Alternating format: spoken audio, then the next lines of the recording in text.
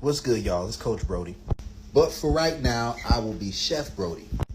Last night I was at work and I was just thinking about what do I want to cook next? What do I want to finesse yet? Because your boy, Chef Brodie, is a finesser at heart.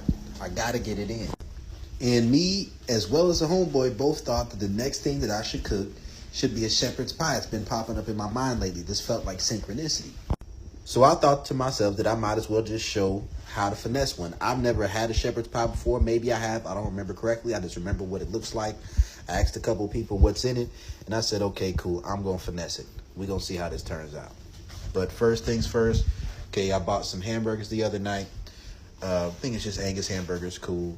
Got one of these potatoes that you put in the microwave. 6.5 minutes works for me. Some butter, some garlic, one of these cheap things with peas and diced carrots, some milk. I don't drink milk, but I'm going to use that to make this mashed potatoes out of this right here. This is going to be dope. I'm going to show you how I do it. And I might put a little bit of some mayonnaise in there too. I don't know. We're just going to see how this works out. Butter. Griddle style, nothing too fancy. Onions, garlic, and mushrooms. Put down the patty. Season it up to your taste. Next step is to start the baked potato.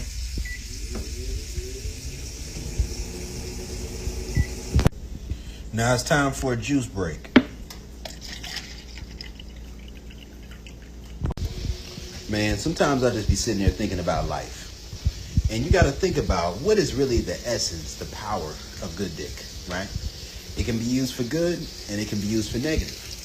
You know, one thing that I've learned in life when it comes to women in general, right? Girlfriends, what you need to stop doing is complaining to other people about your man. Because it only means a couple of different things, right? There's a certain psychology that comes with things at times, right? You ever think about a situation a woman may be in with a man,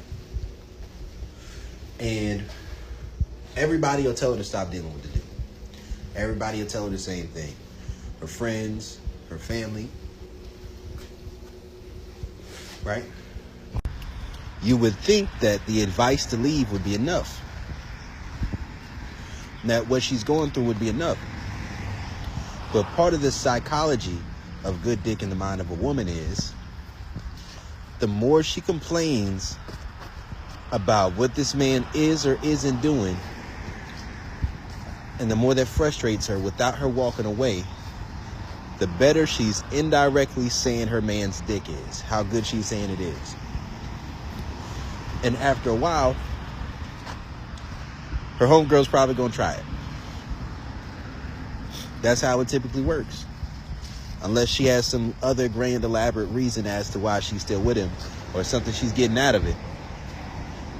If all the other boxes are checked off, as far as you don't think the guy is this, don't think the guy is that, he does this, he does that, but you don't leave, eventually it's going to boil down to maybe you're willing to go through all the shit this man puts you through because he has some phenomenal peen game.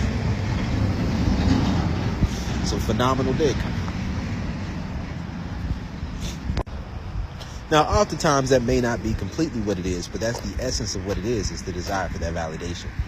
And those two things can overlap, but they can also be in contrast to one another. But the thing to understand about a man is if a man had to pick between a woman valuing him as a provider, valuing him primarily for the things that he offers his hand versus his dick, if a man had to choose between a woman loving him over his hand or loving him over his dick, I'm sure that a man would choose for a woman to love him over his dick instead, or at least to tolerate him because of it. It just has a better ring to it. Of course, ultimately, that's not what makes up in the whole of a relationship, but at the end of the day, it is something that a man would rather that be the narrative of a relationship than him being just a complete bum nigga who ain't offering nothing at all. Now it's time to break up this burger. Spread it out some. Mix the garlic, onions, and mushrooms in. Potato. Mash it up. Butter, milk, mayonnaise, and a slice of Gouda cheese. Egg on the meat. Vegetables going in the microwave, seasoned up. Meat at the bottom, mashed potatoes on top. Then on top of that, some peas and carrots. Time to put it back in the microwave. There you go. 10-15 minute shepherd's pie you can make in the dorm room. Something that's gonna not take a whole lot of money, not take a lot of time, not make a lot of effort, right? But you get in there, get it done. I don't know about y'all, but I'm a little bit of ketchup on mine. Thank y'all for fucking with me. Cooking with Chef Brodie.